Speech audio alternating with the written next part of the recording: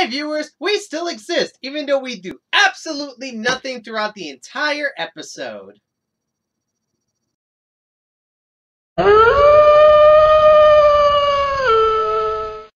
Hello everyone, I'm Keenan47, aka Wolfkeen, and welcome to my My Little Pony Vlogs for Season 3. Today, I'm talking about One Bad Apple, written by Cindy Morrow. Damn it, Cindy Morrow! What happened? What happened? Season 2, you were doing really good. You had a lot of episodes that I put in my favorite category. And now we start with you writing a bad episode. Oh, damn it, Cindy! Let's get into it. The episode starts with basically Apple Bloom trying to figure out an outfit to wear because apparently her cousin is coming to stay in Ponyville for a few weeks. The specifics behind that though aren't really shared with us until late in the story, which is kind of bad in some cases, which I'll explain later. So basically, Applejack lets her know that she doesn't have much to worry about because they do have something in common, and that's the fact that they're both blank flanks. So Apple Bloom gets her friends, and they decide to go to the train station waiting for Babseed. They seem very happy of having Babseed come around because they want to try to see if they can have her join the Cutie Mark Crusaders. So much so that Sweetie Belle actually does a bit of magic from her horn, so we see like a semblance of what her magical aura is when it comes to her horn, which is a green, almost like a lime green in some cases. Interesting. So now the train arrives, and then we get that stupid, is that her? Is that her? Is that her joke? Which, it was not implemented well in this episode, if you ask me. I mean, she was like, is that her to an older mare? Is that her to a guy? And then, is that her to a cow? I'm just like, that's not funny. So now we get Babsy coming in, and basically... Williams, it's me, your cousin Apple Bloom. And this is Sweetie Belle, and this is Scootaloo, and we are so glad you're here! Does personal space mean anything to you guys? Like, honestly? So basically, they take Babs to the clubhouse, and they basically tell her that, about the Cutie Mark Crusaders. They pretty much start showing off their, their routine when it comes to being in the Cutie Mark Crusaders, as well as this one spot, which I think everybody remembers this spot. They show off this one spot where they come up with good ideas. That's the same spot that Scootaloo jumped up and hit her head from on the light. I kind of like this as a little bit of a callback to a previous Cutie Mark Crusader episode since, like, they say, oh, we always come up with good ideas here. And they came up with another good idea there by basically telling, Babsy that she could ride in the parade with them. Because I think it's called the Summer Harvest Parade, if I'm not mistaken. And they're going to be, like, the Cutie Mark Crusaders have a float in mind for it, which is a pumpkin. So Babseed and the Cutie Mark Crusaders go to see the float, and then all of a sudden, Diamond Tiara and Silver Spoon come in to go bully them. Why are they there? I mean, think about it, guys. Why is Diamond Tiara and Silver Spoon there on Sweet Apple Acres? What reason do they have to actually be there besides just to progress the plot and just to... Like, would you really travel from town to a farm just to bug someone and then go back? What? So, of course, Diamond Tiara and Silver Spoon begin bullying the Cutie Mark Crusaders, and Babs is worried that she's going to get bullied as well, so she decides to become a bully herself. Like, when they're like, what, are you going to join the group, the Cutie Mark Crusaders? And then she just says, more like the Cutie Mark Crybabies. This is where the episode starts to fall, and fall hard. Because Babs decides to become a bully to protect herself from being bullied. So much so that she actually breaks the Cutie Mark Crusaders' wheel off a float. The float then rolls out of the freaking barn and then crashes. And then Babsy decides to drop this line right here. Looks like some pony's pumpkin just got squashed. I mean, seriously, what were they thinking with this? And then it's like Apple Bloom says that she's going to tell Applejack, and then Babs actually approaches her and says, what are you, a snitch? Here's my big problem with this. There has been a defense, and I'm not kidding, there has been a defense that all of these bullying tactics that Babs has done to the Cutie Mark Crusaders that she somewhat regrets and is not doing them because she, because she enjoys it. She's doing it because she has no choice to try to impress Diamond Tiara and Silver Spoon. I could see maybe people where they're coming with that. However, this is the only scene that proves that correctly.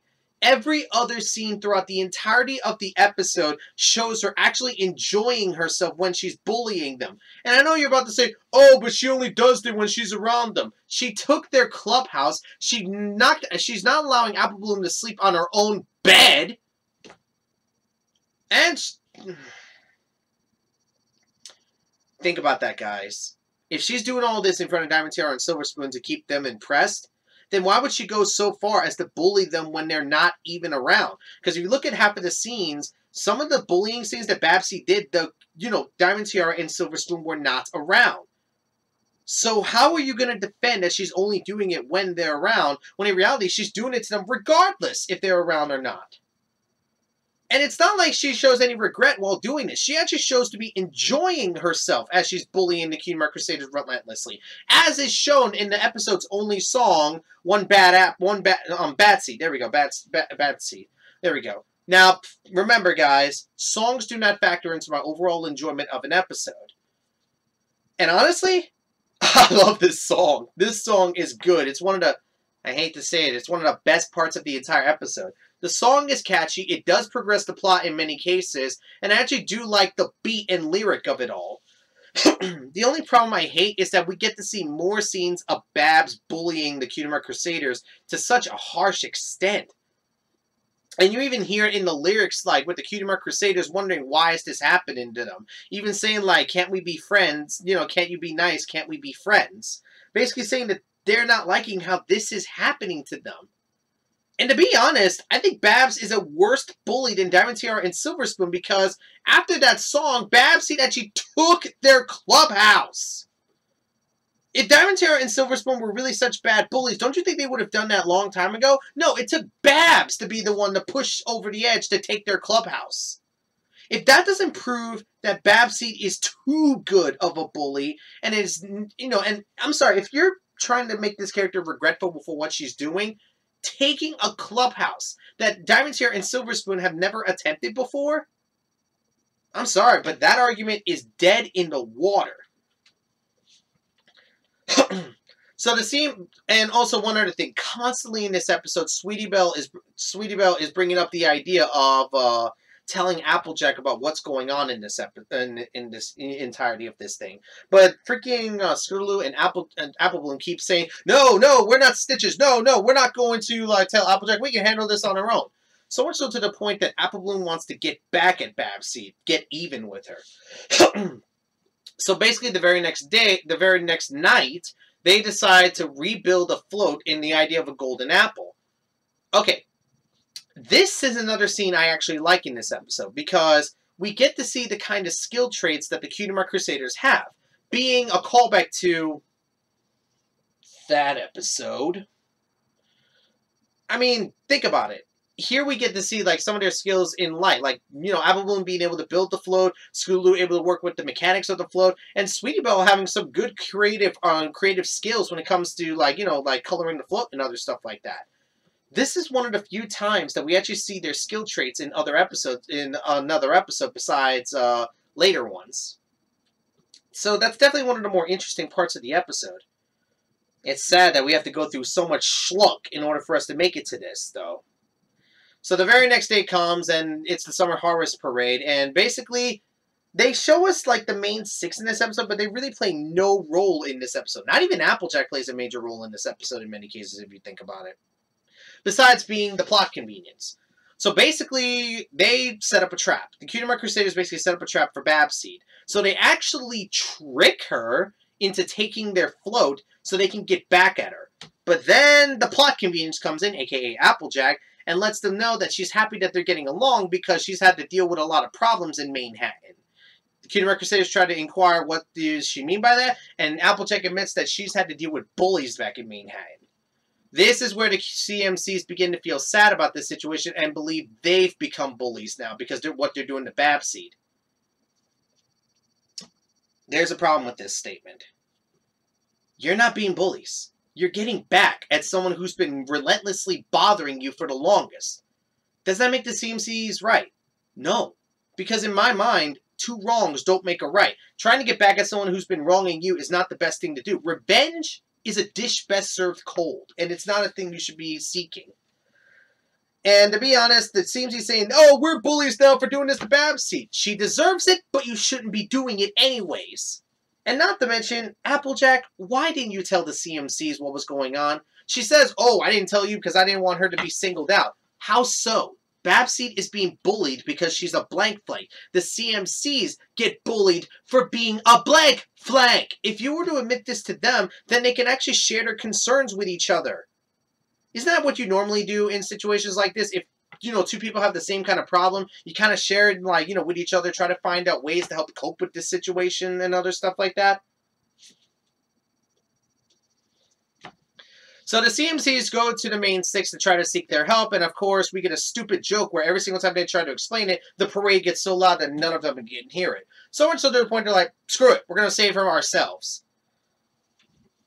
If there's one thing I can say about this episode, is that the jokes are terrible.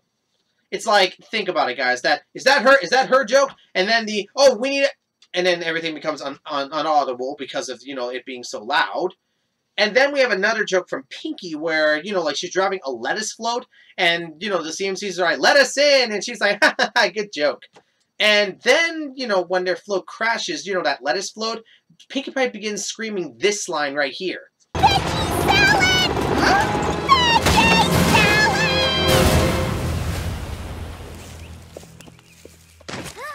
Veggie salad! Veggie salad! You know something, guys? I hate to say it, but stupid, stupid, stupid. The jokes in this episode are terrible in more ways than one. So the CMC actually do rescue Babs as, the contraption goes off, basically causing the float to go into like a whirlwind of directions, and then the CMC crash the float into the lake. Babsy tries to figure out what happened and actually try to thank the CMCs for saving her, but then the CMCs explain what happened. They explained that they booby-trapped it, basically saying they wanted to get back at her, and then saying that they became bullies, and then Sweetie Belle drops the only line I will never forget. Oh, why does life have to be so ironic? Because life hates you for some reason. And then we get the moral of this lesson, of this episode, which, can I be honest, guys, it's really not a good moral in many cases. Because Applejack says this situation could have been solved if you came to me in the first place. How? Really think about that for 2 seconds, guys. I know someone in the comments is about to say, oh, there's a kid's show. That's a great message for kids. Not all the time. Think about that. If a kid is having trouble with a bully, or even a teenager, anyone having trouble with a bully, are you supposed to tell their parents or superior?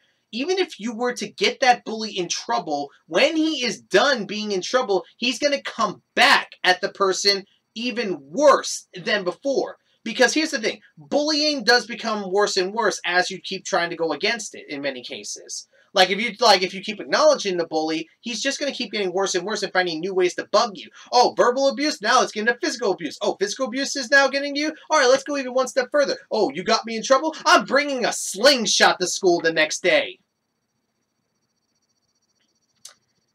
That bugs me because it's like, oh, having trouble with a bully? Tell your parents. That doesn't always work, unfortunately. And even in this day and age, especially in this day and age, it's really hard to say, go tell a parent or something like that, because that bully, the next time he comes around, or she, could bring a weapon. They could bring a knife. They could bring a gun. It's like, I know I'm digging deep into this, but if you really think about it, this is not a good message to give kids, teens, or even adults in many situations.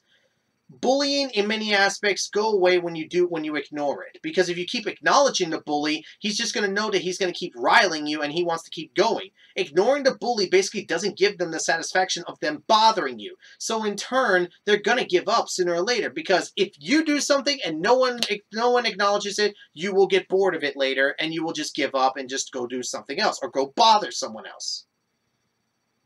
Acknowledging bullies and other stuff like that just gives more fuel to the fire. So Babsy becomes a Cutie Mark Crusader. She decides to do, like, okay, this one thing I like, where Diamond Terror Silver will end up falling into mud, and that's pretty much one bad apple.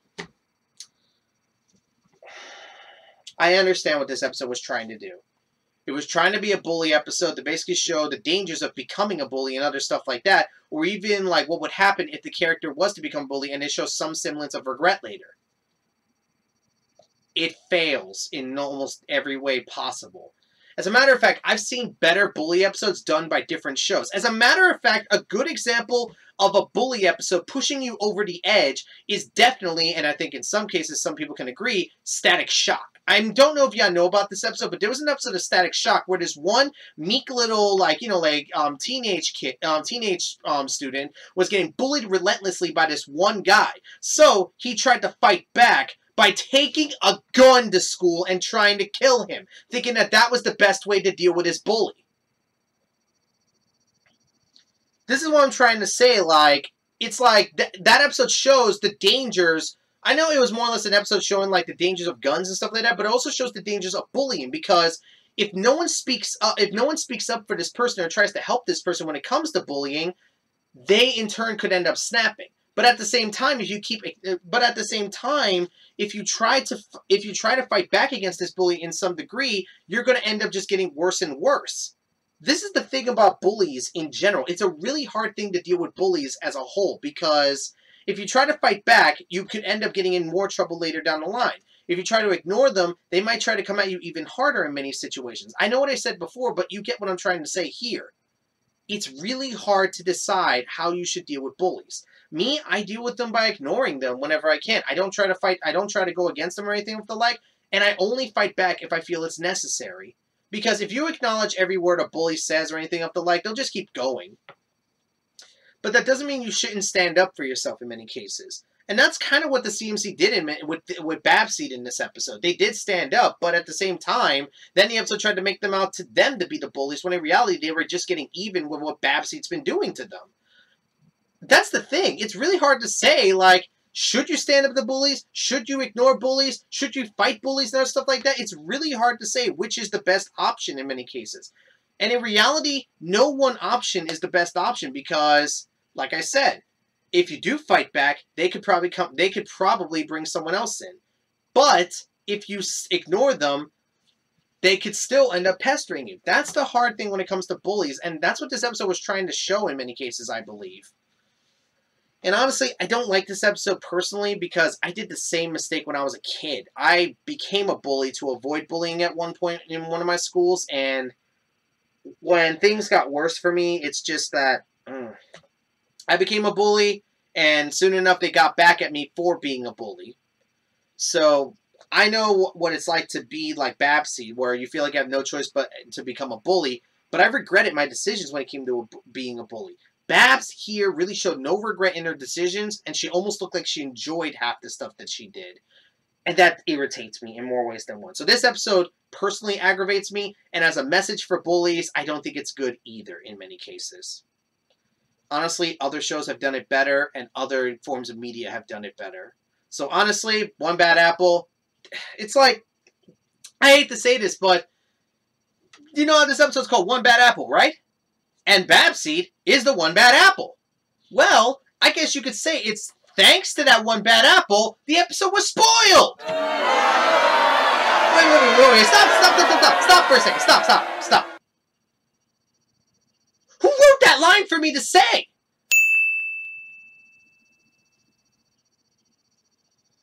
Damn it, Thunderflare!